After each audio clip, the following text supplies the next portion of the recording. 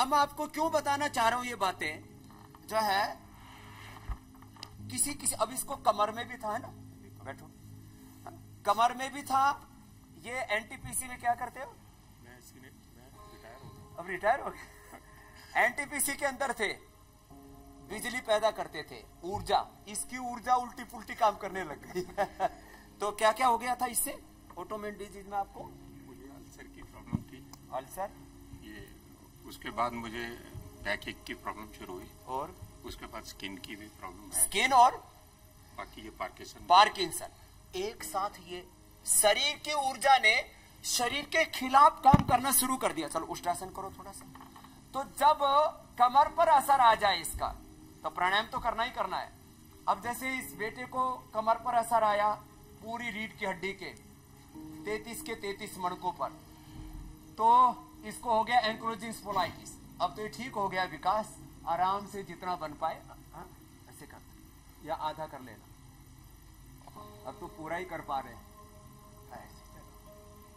ये कमर पर असर आए तो ऐसे उष्ट्रासन करना है, ऐसे ना बन पाए तो ऐसे भी कर ले। आप तो अच्छा कर रहे हो अब तो।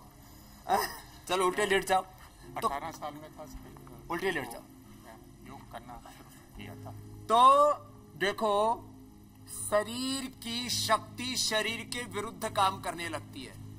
ऑटोइम्यून डिजीज का स्पेसिफिक कोई टेस्ट नहीं है, लेकिन जब पैरामीटर्स, एक होते हैं डिजीज के सिम्टम, कि भाई ये जो है हमारे ब्लड के पैरामीटर्स ऐसे होने चाहिए, बोन्स के पैरामीटर्स ऐसे होने चाहिए, लिवर किडनी हार्ट के पैरामीटर्स ये हैं।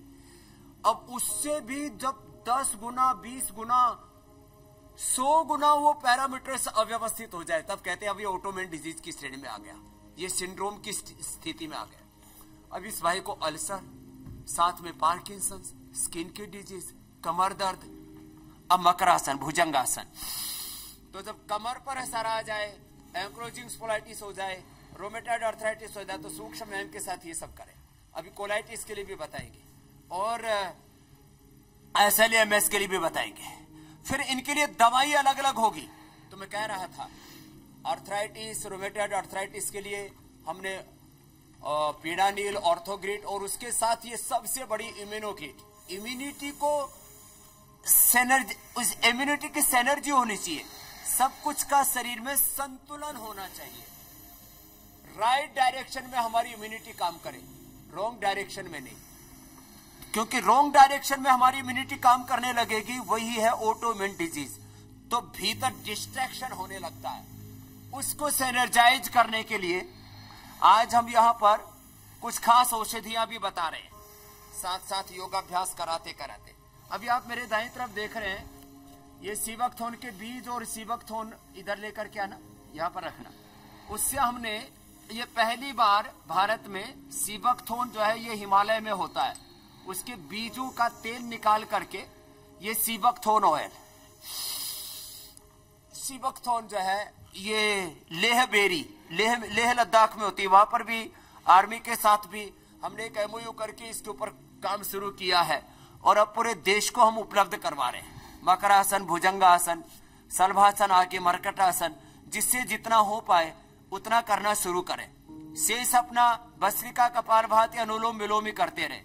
तो ये सीबकथोर्न, सीबकथोर्न के साथ साथ आज हम बताने वाले हैं यहां पर स्पिरुलिना, जो अब ये ऐसी सीबकथोर्न लेह बेरी, ऊपर एक ये पेड़ जो है छोटे छोटे झाड़ों के अंदर एक फल जैसा लगता है, उससे हमने तैयार किया था।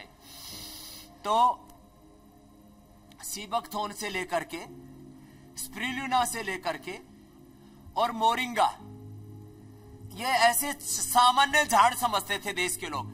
ये तो झाड़ी है, स्पिरुलिना भी एक झाड़ी है, और जो है क्या नाम है, ये सीबकथोर्न एक झाड़ी है, स्पिरुलिना एक सिवाल है, और मोरिंगा जो है गांव में जिसको हम सहजना बोलते हैं, इन्हीं से औषधियां करते हैं, उपचार करते हैं। सीधे लेट जाते हैं। जिनको स्वामी जी दर्द है, मरकटासन, मरकटासन के 2 अभ्यास, और पवन मुक्तासन, जितना जिससे हो पाए। मरकटासन के ये 2 अभ्यास, ऐसे पैर से जितना जिससे बन पाए उतना कर लिया, ऐसे ऐसे और ऐसे।